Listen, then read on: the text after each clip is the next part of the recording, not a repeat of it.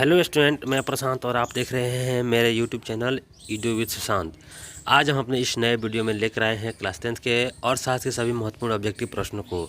तो आइए हम इस वीडियो के माध्यम से जानने का प्रयास करते हैं ये कौन कौन से प्रश्न हैं और किस तरह एग्जाम में आएंगे। आइए शुरू करते हैं अपने इस वीडियो को। आज का पहला प्रश्न है, बिहार में किस जिले की प्रति व्यक्ति आय सबसे कम है? Option A Sheohar, option B Rohtas, option C Siwan और ऑप्शन डी नालंदा। इसका करेक्ट आंसर होगा ऑप्शन ए शिवहर। बढ़ते हैं अगले प्रश्न की ओर। हमारा दूसरा प्रश्न है, अर्थशास्त्र किनकी रचना थी? यानी वो कौन से व्यक्ति थे जिन्होंने अर्थशास्त्र की रचना की? ऑप्शन ए है चाणक्य, बी सिकंदर, सी चंद्रगुप्त मौर्य और डी इनमें से कोई नहीं। तो इसका करेक्ट आंसर होगा ऑप्शन ए चाणक्य। यह प्रश्न है बोर्ड के लिए काफ़ी इम्पोर्टेंट है 2023 के लिए। तीसरा प्रश्न की ओर बढ़ते हैं। तीसरा प्रश्न है, बिहार में प्रति व्यक्ति गरीबी में गुजर रही है, यानी प्रत्येक व्यक्ति कितनी गरीबी में गुजर रही है? ऑप्शन ए है 41.4%, ऑप्शन बी 42.3%, ऑप्शन सी 51.4% और ऑप्शन डी 61.4%। इसका करेक्ट आंसर होगा 41.4%, ऑप्शन ए। बढ़ते हैं अगले प्रश्न की ओर। अगला प्रश्न कहता है, राष्ट्रीय आय का सृजन होता है? ऑप्शन ए विनिमय द्वारा, ऑप्शन बी उत्पादक क्रियाओं द्वारा, ऑप्शन सी वितरण द्वारा और ऑप्शन डी उपरोक्त द्वारा, यानी उपरोक्त सभी के द्वारा। तो इसका करेक्ट आंसर होगा ऑप्शन बी उत्पादक क्रियाओं द्वारा। अगले प्रश्न की ओर बढ़ते हैं। अगला प्रश्न है, बिहार की अर्थव्यवस्था में प्राथमिक क्षेत्र का मुख्य अंग है? ऑप्शन ए निर्माण, ऑप्शन बी कृषि, ऑप्शन सी परिवहन और ऑप्शन डी व्यापार। इसका करेक्ट आंसर होगा ऑप्शन बी कृषि। छठा प्रश्न है, समाज के सभी वर्गों के जीवन स्तर के ऊंचा होने को कहते हैं? यानी समाज के सभी वर्गों के जीवन स्तर ऊंचा होने को कहते हैं। क्या कहते हैं? ऑप्शन ए समावेशी विकास, ऑप्शन बी आर्थिक वृद्धि, ऑप्शन सी सतत विकास और ऑप्शन डी इनमें से सभी। इसका करेक्ट आंसर होगा ऑप्शन ए समावेशी विकास। जब सबका एक साथ विकास होता है तब उसे हम समावेशी विकास कहते हैं। आज का सातवां प्रश्न है, प्रत्यक्ष कर के अंतर्गत निम्न में से किसे शामिल किया जाता है? किस कर के अंतर्गत? प्रत्यक्ष कर के अंतर्गत। ऑप्शन ए बिक्री कर, ऑप्शन बी उत्पाद कर, ऑप्शन सी आय कर और ऑप्शन डी इनमें से सभी। हमारा करेक्ट आंसर होगा ऑप्शन सी आयकर। आठवां प्रश्न है, जिस देश की राष्ट्रीय आय न्यून होती है वह देश क्या कहलाता है? अर्थात जिस देश की आय न्यून होती है वह देश क्या कहलाता है? ऑप्शन ए अविकसित, ऑप्शन बी विकसित, ऑप्शन सी अर्धविकसित और ऑप्शन डी इनमें से कोई नहीं। तो इसका करेक्ट आंसर होगा ऑप्शन ए अविकसित। नौवां प्रश्न है, योजना काल में भारत की औसत वार्षिक वृद्धि दर कितनी है? यानी योजना काल में भारत की औसत वार्षिक वृद्धि दर पूछ रहा है यहाँ पे। ऑप्शन ए है 2.5, ऑप्शन बी है 4.2, ऑप्शन सी है 6.5 और ऑप्शन डी है 6.9। इसका करेक्ट आंसर होगा ऑप्शन बी 4.2%। 10वां प्रश्न है, राष्ट्रीय आय में वृद्धि होने से प्रति व्यक्ति आय में होती है? अर्थात राष्ट्रीय आय में वृद्धि होता है तो प्रति व्यक्ति आय में क्या होता है? ऑप्शन ए कमी, ऑप्शन बी वृद्धि, ऑप्शन सी स्थिर और ऑप्शन डी संतुलन। इसका करेक्ट आंसर होगा वृद्धि, ऑप्शन बी सही होगा। यानी राष्ट्रीय आय में वृद्धि होने से प्रति व्यक्ति आय में भी वृद्धि होती है। 11वां प्रश्न है, 2005-06 में किस राज्य की प्रति व्यक्ति आय अपेक्षाकृत अधिक थी? यानी कब? 2005-06 में किस राज्य की प्रति व्यक्ति आय अपेक्षाकृत अधिक थी? ऑप्शन ए है उत्तर प्रदेश, बी गुजरात, सी महाराष्ट्र और डी उड़ीसा। इसका करेक्ट आंसर होगा ऑप्शन सी, महाराष्ट्र। बढ़ते हैं अगले प्रश्न की ओर। 12वां प्रश्न है, भारत की वर्तमान जनसंख्या विश्व जनसंख्या का कितना प्रतिशत है? भारत की वर्तमान जनसंख्या विश्व की जनसंख्या का कितना प्रतिशत है? Option A 17.5, option B 40, option C 5% और ऑप्शन डी 20%। इसका करेक्ट आंसर होगा ऑप्शन ए 17.5%। अगला प्रश्न है, उत्पादन एवं आय गणना विधि आर्थिक दृष्टिकोण से है। उत्पादन एवं आय गणना विधि आर्थिक दृष्टिकोण से है। ऑप्शन ए है वैज्ञानिक, बी है सहज, सी है व्यवहारिक और डी है उपयुक्त सभी। तो इसका करेक्ट आंसर होगा ऑप्शन डी, उपयुक्त सभी। बढ़ते हैं अगले प्रश्न की ओर। अगला प्रश्न है, निम्न में से कौन सा भारतीय राज्य गरीबी के कुचक्र का शिकार है?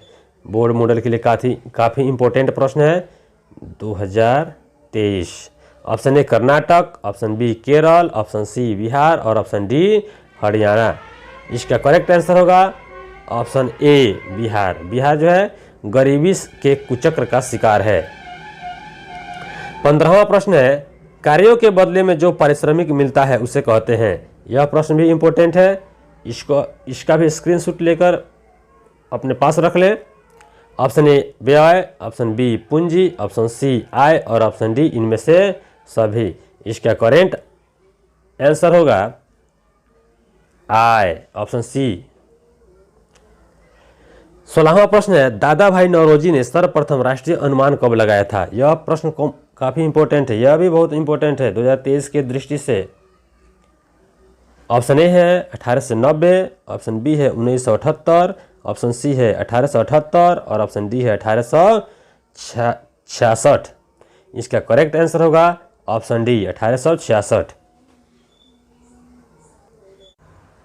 17वां प्रश्न है, राष्ट्रीय आय का अर्थ है। ऑप्शन ए उत्पादन के साधनों की आय, ऑप्शन बी सार्वजनिक उपक्रमों की आय, ऑप्शन सी पारिवारिक आय और ऑप्शन डी सरकार की आय। तो हमारा करेक्ट आंसर होगा ऑप्शन ए, उत्पादन के साधनों की आय। बढ़ते हैं 18वां प्रश्न की ओर। 18वां प्रश्न है, एक देश इसलिए गरीब है क्योंकि वह गरीब है। यह किस अर्थशास्त्री का कथन है? Option A Ragnar Nurkse, option B Mohammad Yunus, option C Amartya Sen और ऑप्शन डी प्रोफेसर विंसोलो। इसका करेक्ट आंसर होगा ऑप्शन ए, रैगनर नर्क्स। 19वां प्रश्न है, बिहार में किस जिले की प्रति व्यक्ति आय सर्वाधिक है? Option A Bhagalpur, option B Patna, option C Gaya और ऑप्शन डी सीतामढ़ी। इसका करेक्ट आंसर होगा ऑप्शन बी, पटना। 20वां प्रश्न है, बिहार राज्य की कितनी प्रतिशत जनसंख्या कृषि पर आश्रित है? Option A 86%, option B 80%, option C 70% और ऑप्शन डी 62%। इसका करेक्ट आंसर होगा ऑप्शन ए, 86%। 21वां प्रश्न है, केंद्रीय सांख्यिकीय संगठन की स्थापना की गई। ऑप्शन ए है 1955 में, ऑप्शन बी है 1950 में, ऑप्शन सी है 1969 में और ऑप्शन डी है 1951 में। इसका करेक्ट आंसर होगा ऑप्शन डी, 1951 में। भारत में वित्तीय वर्ष कहा जाता है। ऑप्शन ए 1 जनवरी से 31 दिसंबर तक, ऑप्शन बी में है 1 जुलाई से 30 जून तक, ऑप्शन सी 1 अप्रैल से 31 मार्च तक और ऑप्शन डी 1 सितंबर से 31 अगस्त तक। इसका करेक्ट आंसर होगा ऑप्शन सी 1 अप्रैल से 31 मार्च तक। 23वां प्रश्न है, विश्व में सबसे बड़ा आम उत्पादक देश कौन सा है? यह ज्योग्राफी का प्रश्न है, फिर भी देखते हैं। विश्व में सबसे बड़ा आम उत्पादक देश कौन सा है? ऑप्शन ए रूस, option B Nepal, option C चीन और ऑप्शन डी भारत। इसका करेक्ट आंसर होगा ऑप्शन डी, भारत। 24वां प्रश्न है, किसी राज्य के नागरिकों का जीवन स्तर निर्भर करता है? ऑप्शन ए सकल घरेलू राज्य उत्पाद पर, ऑप्शन बी शुद्ध राज्य घरेलू उत्पाद पर, ऑप्शन सी ए और बी दोनों पर और ऑप्शन डी इनमें से कोई नहीं। तो 24वें प्रश्न का आंसर होगा ऑप्शन ए, सकल घरेलू राज्य उत्पाद पर। 25वां प्रश्न है, भारत में किस राज्य का प्रति व्यक्ति आय सर्वाधिक है? Option A Goa, option B Chandigarh, option C Haryana और option D Bihar.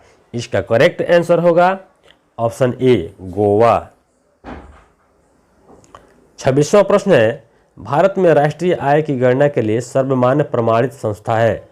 Option A केंद्रीय सांख्यिकी संगठन, ऑप्शन बी राष्ट्रीय विकास परिषद, option C NITI Aayog, option D इनमें से कोई नहीं। इसका करेक्ट आंसर होगा ऑप्शन ए केंद्रीय सांख्यिकीय संगठन। बढ़ते हैं अगले प्रश्न की ओर।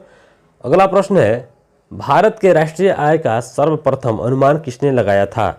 ऑप्शन ए है प्रोफेसर देशमुख ने, दूसरा ऑप्शन है दादा भाई नौरोजी ने, ऑप्शन सी है प्रोफेसर महालनोबिस ने और ऑप्शन डी है जवाहरलाल नेहरू ने।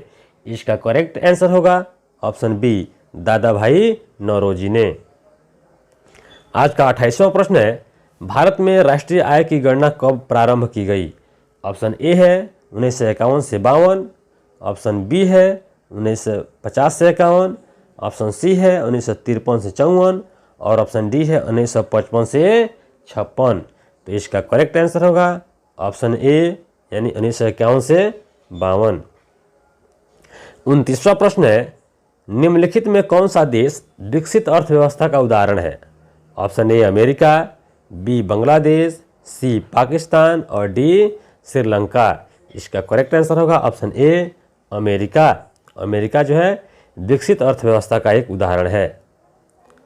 आज का 30वां और आखिरी प्रश्न है, प्रति व्यक्ति आय द्वारा किसी देश का पता लगाया जा सकता है?